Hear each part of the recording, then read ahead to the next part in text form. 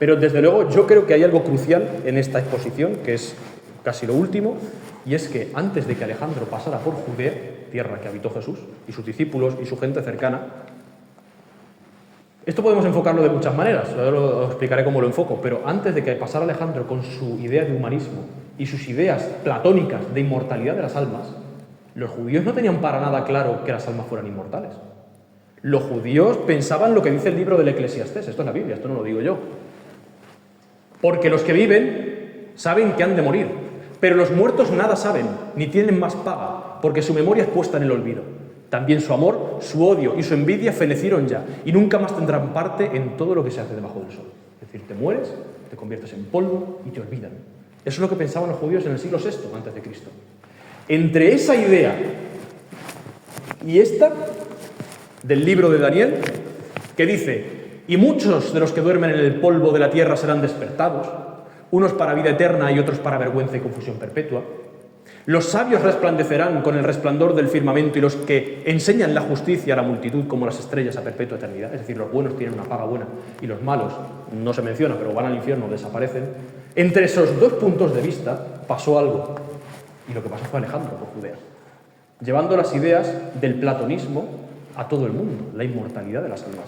Esto se puede ver, la mayoría de la gente le dice: pues esto es un invento, lo dijo Alejandro, y ya que nos vamos a creer nosotros. Bueno, yo lo veo de otra manera.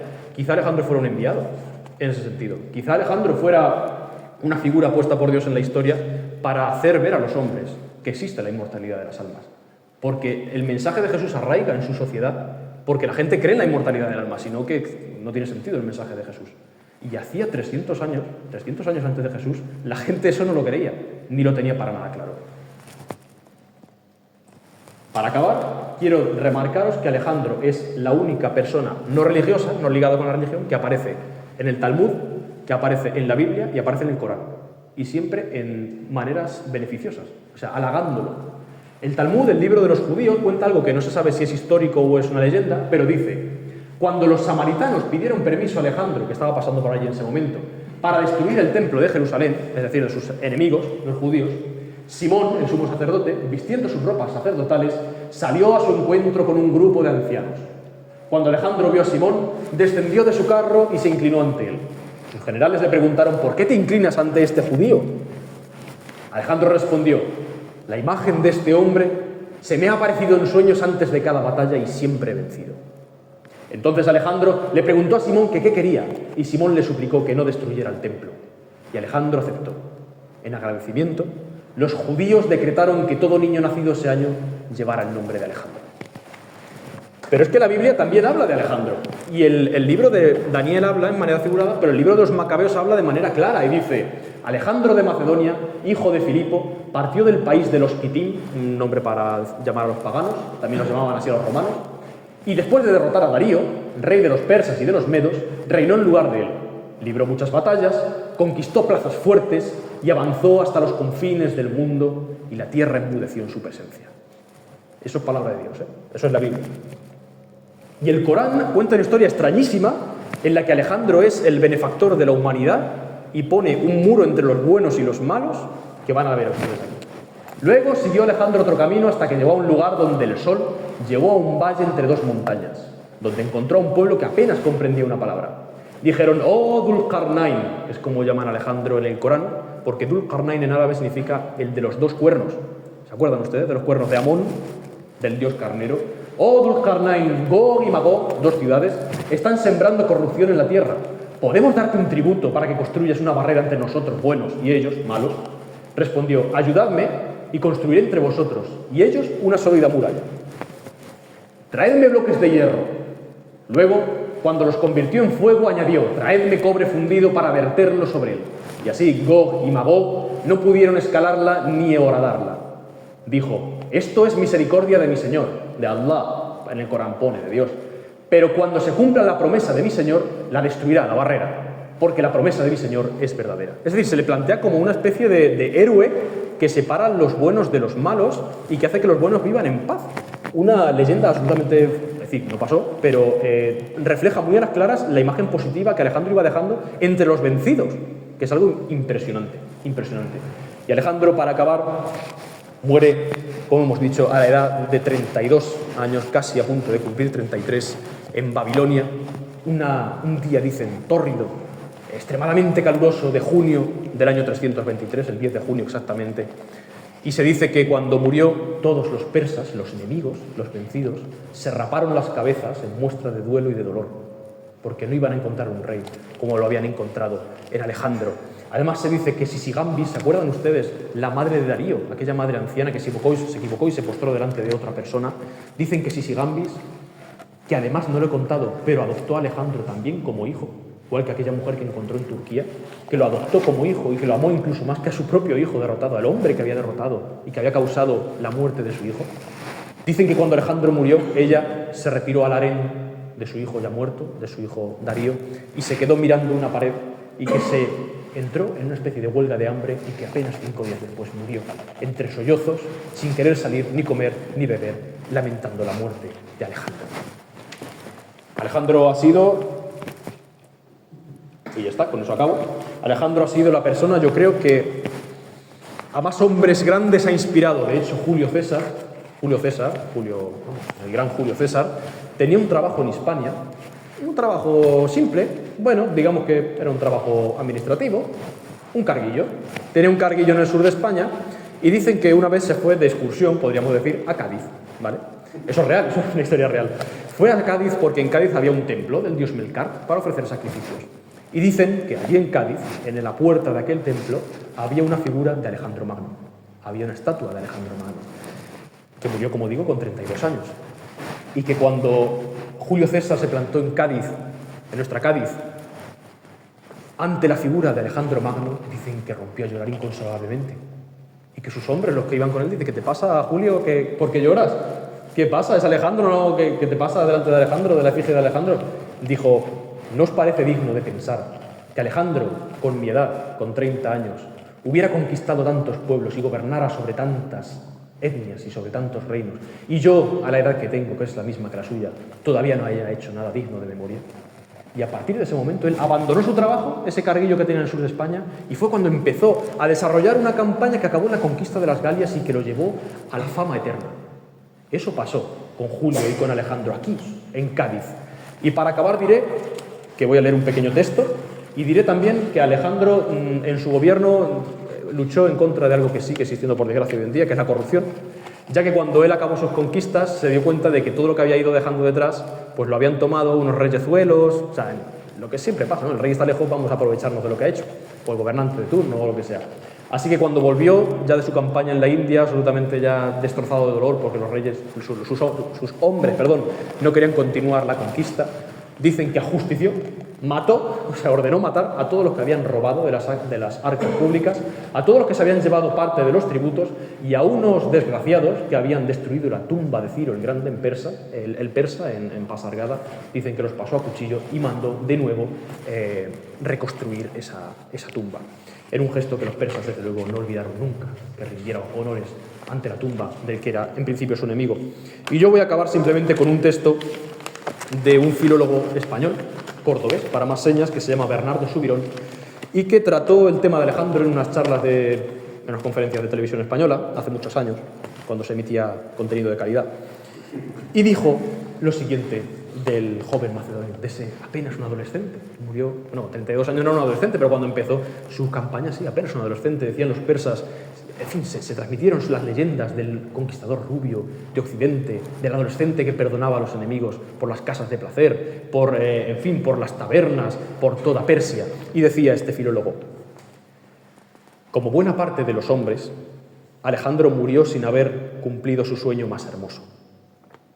Cuando sus ojos se cerraron y su cuerpo, exhausto, cosido por las heridas, se entregó al pálido espectro de la muerte, toda la ciudad de Babilonia sintió el helado aliento del invierno en aquel férvido día del mes de junio del año 323 a.C. Mientras los soldados griegos deambulaban sin rumbo consumidos por las lágrimas y los persas, otrora enemigos, rapaban sus cabezas como muestra de dolor, todos los templos de la ciudad apagaron sus fuegos y las imágenes de muchos dioses, griegos y bárbaros, quedaron sumidas en la penumbra y en el silencio. Mas la oscuridad no solo atrapó los espaciosos recintos de los templos y las humildes capillas esparcidas como semillas por las orillas del Éufrates, sino que como una niebla espesa hizo opacos todos los horizontes, desde las montañas del norte de Grecia hasta las húmedas junglas de la lejana India. El mundo entero se preparó para volver del mundo de los sueños, pues el sueño de Alejandro no había sido conquistar Persia, ni devolver la libertad a las ciudades griegas sometidas al poder del gran rey Darío. Eso nunca fue su sueño, sino una obligación impuesta por la historia, y a los 22 años ya había cumplido con ella. Las columnas que sujetaban el edificio de sus sueños eran otras: la fusión entre culturas, la unión de civilizaciones, de razas, de continentes, Asia y Europa, griegos y bárbaros, hermanados en un mundo en el que la luz brillara para todos, en el que Atenas, Sardes, Susa, Babilonia, Cartago se contuvieran en Alejandría. Un mundo habitado por miles de pueblos igualados en una sola especie, en la especie humana. La muerte hizo ese sueño imposible. Cuando su cuerpo colgaba inerte y tibio todavía del hilo de la vida, sus compañeros, los que habían sido desde la niñez sus hetairoi, despertaron del sueño y retrocedieron a una realidad que solo la presencia viva de Alejandro había nublado. Los países, sus riquezas y sus gentes tornaron a ser botín de guerra. Los ríos, las cordilleras y los mares fueron de nuevo fronteras, y la sangre de seres humanos inocentes, abono de la tierra. Pero el sueño de Alejandro sigue vivo. Las tierras que él imaginó unidas a Europa se llaman hoy Irak, Irán, Egipto, Siria, el Líbano, Jordania, Palestina, Israel, Pakistán, Tayikistán, Afganistán, Uzbekistán, la India. Sobre ellas cabalgan todavía las sombras de sus generales, guiando a quienes contemplan la tierra como trofeo de guerra, a quienes todavía hoy no han comprendido el sueño de Alejandro. Muchas gracias.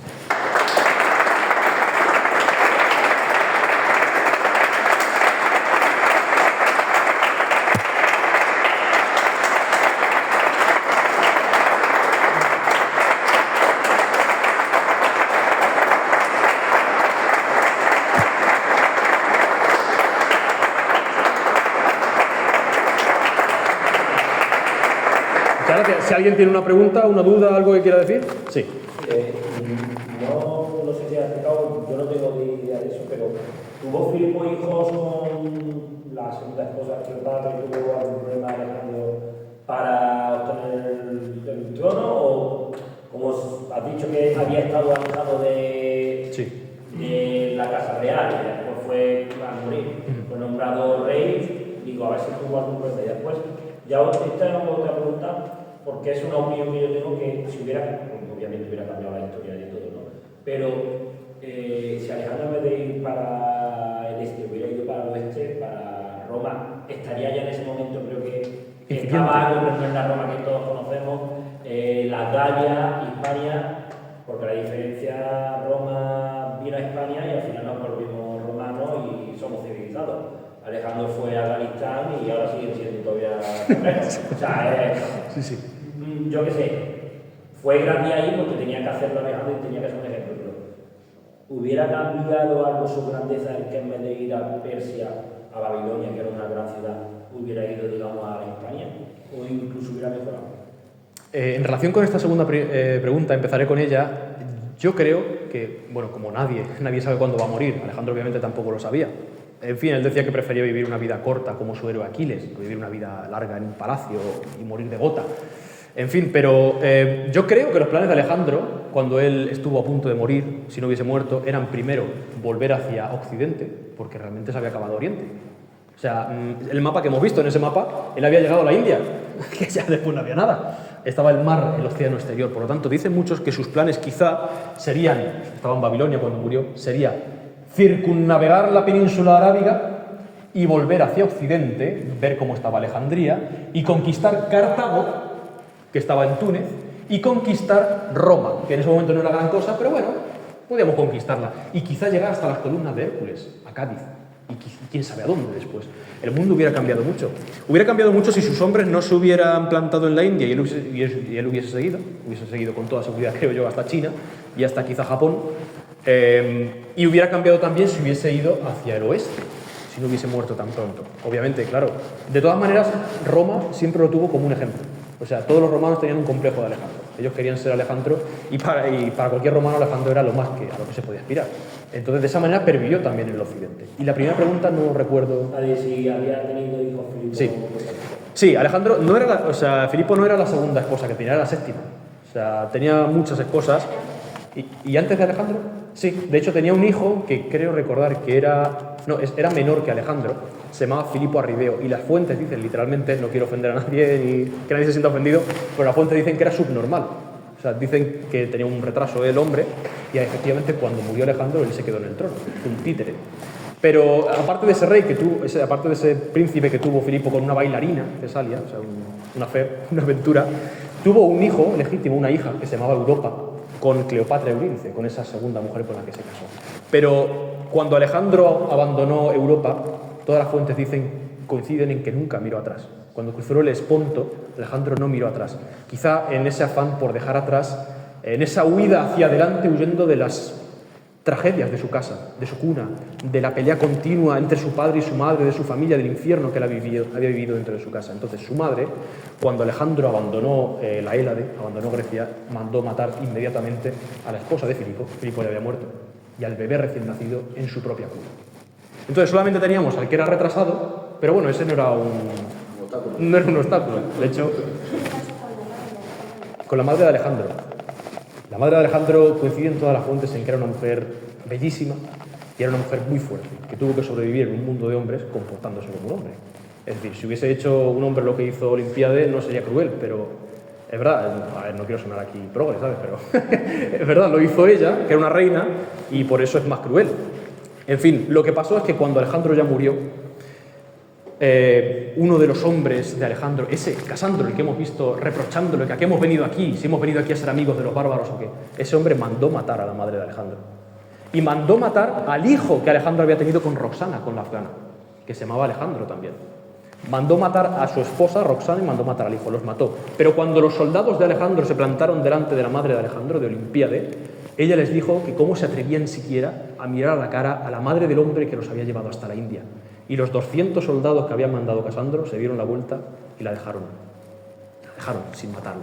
Tuvo que recurrir Casandro a malas artes, a traiciones y a gente que había sufrido condenas por parte de Olimpiade para acabar al final con su vida. O sea, Casandro fue una persona, ese del pelo largo que le reprochaba, fue una persona que se dedicó en cuerpo y alma a destruir todo lo que tuviera que ver con Alejandro después de su muerte. El imperio no lo he dicho, pero Alejandro cuando va a morir no puede hablar, ni puede moverse. Y a pesar de esto, él ordena que todo su ejército desfile delante de él y él, muriendo, agonizando, se sienta sobre la cama, los saluda a todos los soldados que van pasando y les dice que, llorando, con lágrimas en los ojos, que cuando él muera, ¿cómo podrá ser posible que encuentren un rey digno de tales soldados? Es decir, cuando Alejandro muere, no dice a quién le deja el reino. Muere, se está sacando su anillo para legárselo al próximo pretendiente al trono, y cuando va a dárselo, cuando piensan que va a dárselo a alguien, dice: le cedo mi imperio al más fuerte. Y murió. ¿Quién es el más fuerte? Entonces, claro, empezaron a pelearse todos sus generales, se partieron el imperio en 4 trozos, estuvieron matándose durante años, en fin, pero el legado de Alejandro pervivió. Y esa fusión cultural entre los persas, que ya estaban dentro de su ejército, que ya se habían casado con los griegos, fusión de sangre, de culturas, de raza, que sigue hoy en día, eso ya se había empezado y no había manera de echarlo hacia atrás. Y fíjense en la realidad incluso religiosa.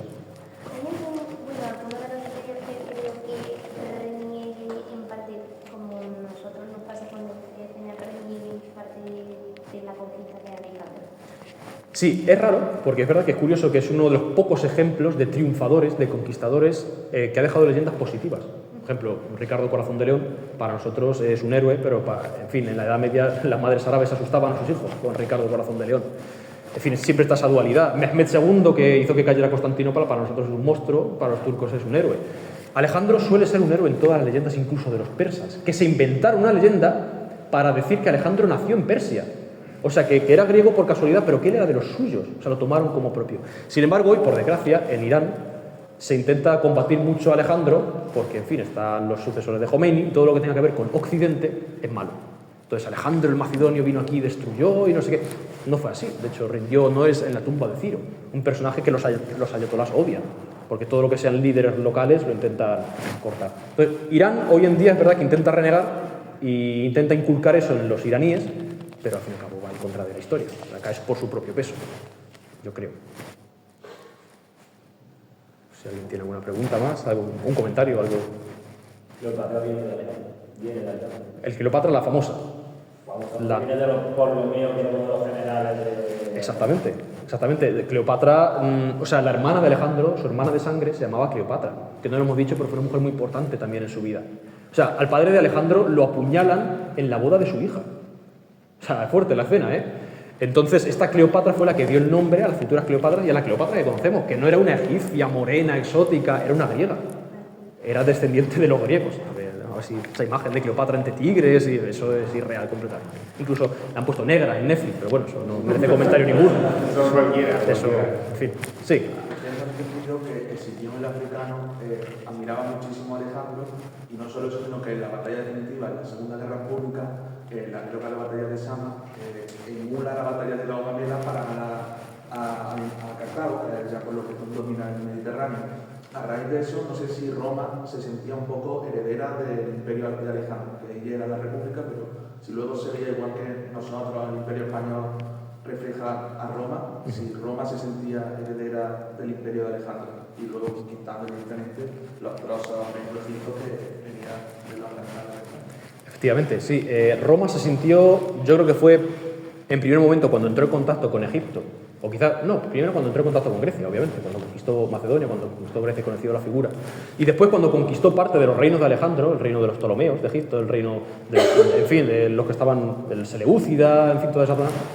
Sí, era un espejo en el que se miraron todos los romanos. Era un ejemplo al que todos pretendían aspirar. Escipión el africano, Aníbal Barca, el cartaginés, Napoleón Bonaparte, Julio César, todos copiaron las técnicas de estratega de Alejandro, porque una de las cosas en las que no he incidido es que Alejandro era un estratega fuera de serie. O sea, la manera que tenía él de conducir los ejércitos, que es lo que significa estratega, al fin y al cabo en griego, era excepcional. No porque los hombres le siguieran como un dios, que lo seguían como un dios, sino las técnicas y las tácticas que tenía. Por ejemplo, en Gaugamela, esa batalla en la que huyó Darío, había huido antes, pero en la que huyó Darío, Alejandro tenía muchos menos hombres. O sea, había 200.000 persas, dicen algunas fuentes, y había 30.000 macedonios.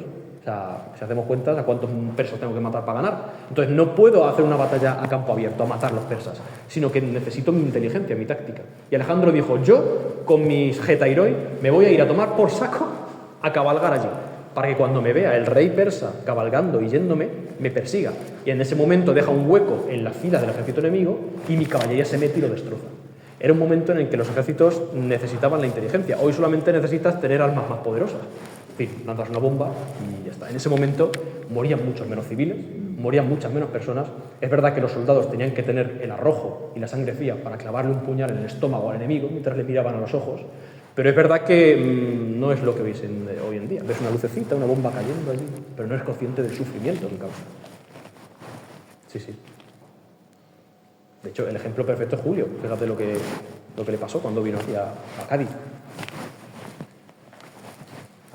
Pues nada, si no tenemos más preguntas, yo doy por clausurado. Por supuesto, de hecho, al final le hacía un comentario que era el de que antiguamente en televisión española se emitían programas de calidad, ¿no? Pues yo creo que lo que hemos vivido hoy aquí es algo verdaderamente también, en el mejor de los sentidos, de antes, que es escuchar a una persona, un hombre joven, capaz de transmitir con oratoria, con conocimiento, con dialéctica, utilizando términos casi ya que no escuchamos nunca, con un conocimiento de causa exquisito y también con la capacidad de sentir lo que uno dice y creer lo que uno dice, en un mundo lleno efectivamente de políticos que hablan leyendo los discursos, de gente que siempre se expresa de oídas o según su conveniencia, un hombre que habla desde el corazón y, como decimos eso, con el conocimiento y la capacidad de transmitir, de emocionarnos y de hacernos sentir parte de todo eso que nosotros somos herederos de esa historia. Así que muchísimas gracias, Roberto, por venir un día más y por acompañarnos. Y de verdad, repito, como te he dicho antes en privado, esta es y será siempre tu casa.